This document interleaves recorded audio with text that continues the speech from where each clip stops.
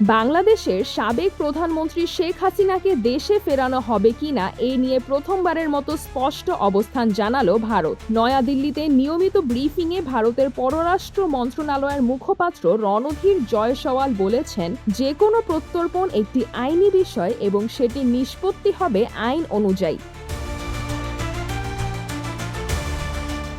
তবে শেখ হাসিনার সাম্প্রতিক বক্তব্য বা তার দেশে ফেরার ইচ্ছা নিয়ে ভারত সরকার কোনো সরাসরি মন্তব্য করেনি। সম্প্রতি রয়টার্সকে দেওয়া এক সাক্ষাৎকারে শেখ হাসিনা জানান, তিনি আগামী ডিসেম্বরে বাংলাদেশে ফিরতে চান। তার ভাষায়, দলের নেতাকর্মীদের ওপর দমন পীড়ন চলছে এবং মৃত্যুও যদি আসে তবে তিনি নিজের মাতৃভূমিতেই শেষ নিঃশ্বাস ত্যাগ করতে চান।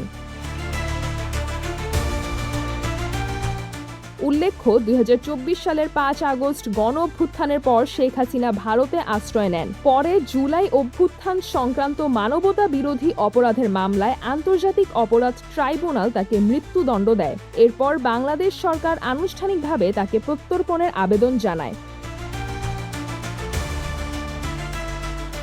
এদিকে ব্রিফিংয়ে বাংলাদেশে ভারতের উন্নয়ন প্রকল্প নিয়েও প্রশ্ন ওঠে। জবাবে রণধীর জয়সওয়াল বলেন, দুই দেশের উন্নয়ন সহযোগিতা পারস্পরিক আলোচনার ভিত্তিতে পরিচালিত হচ্ছে এবং সেই ধারাবাহিকতা বজায় থাকবে। সিজরাতুল আভা, দৈনিক আওয়ার বাংলাদেশ।